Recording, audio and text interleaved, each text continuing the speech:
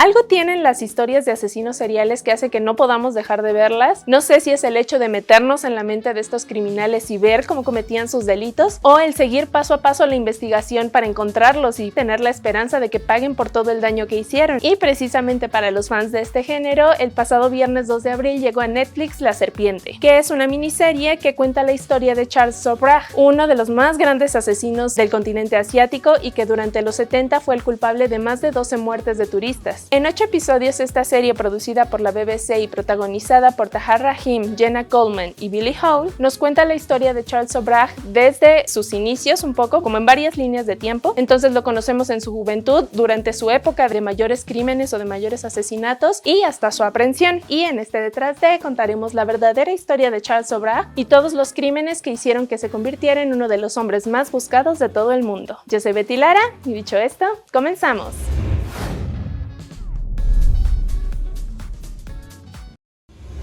¿Quién fue Charles Sobhraj? Voy a leer el nombre porque es muy largo y muy complicado. Hoshan Bhuwani Gurmukh Charles Sobhraj nació el 6 de abril de 1944 en Saigón, Vietnam, pero desde muy pequeño se fue a vivir a Francia después del divorcio de sus padres. Allá su mamá se volvió a casar, se casó con un militar francés, tuvo varios hijos, entonces la pareja como que empezó a darle preferencia a sus hijos y dejó a Charles un poco de lado, lo que hizo que él creciera con un tremendo resentimiento pues a los franceses, a la discriminación que existía como con respecto a otras razas. Se quejaba mucho de que era muy mal visto por la sociedad, de que cada que había un crimen cometido por un asiático él resultaba sospechoso, y pues eso hizo que creciera como muy aislado de todo el mundo. Y bueno, en su adolescencia Charles Sobhraj empezó a cometer sus primeros crímenes, la mayoría como crímenes pequeños, y fue encarcelado cuando era un adolescente. Entonces desde ahí empezó a aprender a manipular a los policías para que le dieran como un trato preferencial con respecto a otros reclusos, porque pues igual que muchos asesinos seriales, Charles Sobhraj tenía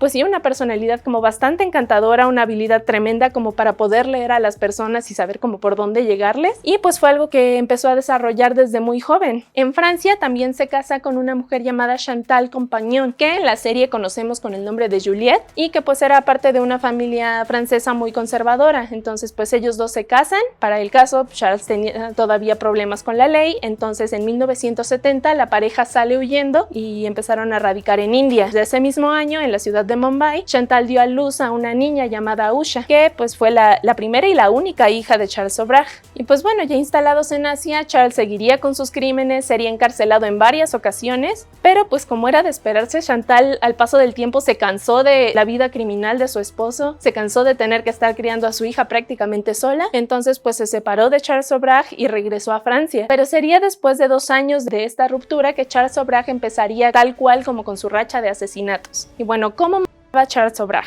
Es imposible empezar a hablar como de la historia de este asesino sin considerar a sus 2 más grandes secuaces o cómplices. Una de ellas fue Marie-André Leclerc, una mujer originaria de Quebec, Francia, Quebec, Canadá, a la que conoció en un viaje a Tailandia, y pues Marie se enamora perdidamente, pero perdidamente, de Charles Sobhraj. Decide acompañarlo, así como la canción de Gloria Trevi, con los ojos cerrados iré tras de él, aunque sabe que todo lo que está haciendo Charles está mal, pues decide como pues hacer como que no lo ve, como quedarse con él, servirle de cómplice, ayudarlo a encubrir todos sus crímenes, todo mientras pueda seguir a su lado, ¿no? Y el segundo es, también voy a tener que leerlo, perdón, Ajay Chaudhuri, un hombre originario de India que pues conoció pues durante el tiempo que estuvo también en Bombay y que fue su cómplice en varios atracos, robos y estafas. Los 3 se instalaron en la ciudad de Bangkok y pues ahí fue donde se encargaban como pues de atraer a sus víctimas. Sus víctimas eran principalmente pues turistas que viajaban en la llamada ruta hippie, sí con dinero pero no con grandes lujos. Entonces pues ellos se acercaban a estos turistas que pues, de vez en cuando andaban en apuros y pues se presentaban como esta solución mágica a sus problemas. Charles pues, los intentaba como ayudar a salir de sus apuros económicos o de transporte y pues se hacían pues amigos, ¿no? Y los invitaba a quedarse con ellos, les ofrecía su casa, pero una vez ahí los drogaba, pues aprovechaba como su estado de inconsciencia para robarles sus pasaportes, sus cheques de viajero, el dinero que traían consigo, las pertenencias de valor que traían consigo, y pues los hacía creer que estaban enfermos enfermos y les daba medicina para curarlos, pero pues en realidad los estaba envenenando. Y ya cuando pues sí, las personas o morían o no podían más, les daban, como dicen, el tiro de gracia, se los arrojaban ya fuera en carretera, en algún prado, en el mar, para que pues todo pareciera como alguna especie de accidente. Y después, con los documentos que habían robado, pues Charles, Marie y Ajay viajaban como por otros países utilizando esos pasaportes falsos para que no pudieran ser rastreados. De hecho, en la serie de Netflix vemos algunos de los casos como más significativos o más terribles. Vemos el primero de sus asesinatos, o el primero que está documentado al menos, que fue el de Teresa Knowlton, que era una turista estadounidense a la que drogaron,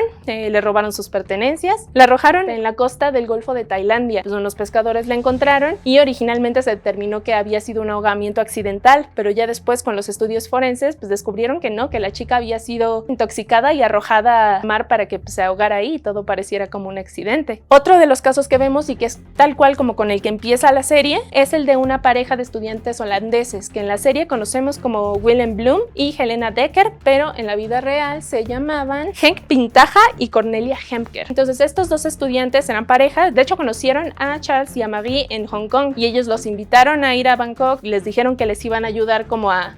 conseguir dinero para el resto de su viaje, pero pues cuando estaban ahí los envenenaron, quemaron sus cadáveres en un prado de Tailandia. En realidad se cree que fueron al menos 12 las víctimas de Charles Sobhraj de 1970 a 1976, que fue su aprehensión, y pues muchas de ellas pues tardaron muchísimo tiempo en ser reconocidas y pues nadie sabía realmente qué estaba pasando, quién era este hombre que estaba acabando con la vida de tantos turistas en esa zona. Y bueno, ¿cómo es que atraparon a Charles Sobhraj? Tal como vemos en la serie, en 1975 el diplomático Herman Knippenberg y su esposa Angela se empezaron a recabar pruebas, como atar cabos de pues otros casos similares que habían sucedido en otros países, y dijeron no es coincidencia que todos los cadáveres como pues aparezcan como quemados o que no tengan como sus documentos de viaje, pero a la vez que días después se registre que salieron del país, pero no tuvieron como tal la idea de que podía ser Charles Sobhraj, sino hasta que una pareja llamada Nadine y Remy, tiene muchos nombres muy difíciles esta serie, muy difíciles, que eran los vecinos de Charles Sobhraj, se acercaron a ellos y dijeron que tenían sospechas de que su vecino podía ser el responsable de todas estas muertes. Se logró atar los cabos y poder abrir un expediente en contra de Charles Sobhraj. Las autoridades registraron la casa de Charles Sobhraj, encontraron ahí los pasaportes, las sustancias que utilizaba como para adormecer a sus víctimas o para acabar con su vida, y pues se abrió la investigación. Entonces, en este punto, lo que tanto las embajadas como la policía necesitaban era solo que Charles Sobhraj cometiera un solo error, alguien que quedara vivo y que pudiera decir como de sí, este es el hombre que estuvo atacando gente y matando gente. Y esto sucedió en el año de 1976, cuando Charles Sobhraj y Marie-André trataron de drogar a un grupo de estudiantes franceses. Para su mala suerte, la droga empezó a hacer efecto demasiado rápido. Entonces los estudiantes se dieron cuenta de que estaba pasando, lograron como neutralizarlo, detenerlo, llamaron a la policía y así fue que por fin lo detuvieron. En el juicio, Charles fue sentenciado a 12 años de prisión, mientras que Marie-André fue encontrada culpable del delito de daños contra la salud, pero como poco después le detectaron cáncer de ovario, se decidió como extraditarla a su país bajo libertad condicional y pues allá murió en 1984 a la edad de 38 años, súper joven. Y bueno, originalmente Sobhraj debió salir como 4 años después de eso, en 1988, pero el asunto es que si salía en esa fecha, la orden de aprehensión emitida en Tailandia en su contra todavía seguía vigente. Se las arregló para romper las reglas de la cárcel y que se extendiera su pena 10 años más. Entonces, cuando salió, ya de 52 años, la orden de aprehensión en Tailandia ya no estaba vigente, entonces ya no era posible extraditarlo a ninguna parte, ya no era posible condenarlo en ninguna parte, y pues así se le permitió regresar a Francia como un hombre libre. Y ya en Francia, pues se dedicó a hacerse rico, ofreciendo entrevistas, ofreciendo fotografías y pues dando declaraciones a medios de comunicación sobre sus crímenes, de los cuales él siempre ha dicho: a mí nunca me condenaron por homicidio, yo no soy un asesino. Y pues sería hasta 2003 cuando Sobhraj regresó a Nepal, uno de los países que todavía tenían abierta una orden de aprehensión en su contra, que un periodista lo reconoció. Pues curiosamente las autoridades habían reabierto el caso de los 2 turistas nepalíes que habían fallecido a causa de Sobhraj y pues por fin lo aprendieron y lo condenaron a cadena perpetua. Y es ahí, en esa cárcel de Katmandú, donde hasta la fecha, este 6 de abril y a sus 77 años cumplidos precisamente hoy, que Charles Sobhraj sigue pagando por todas las vidas que quitó.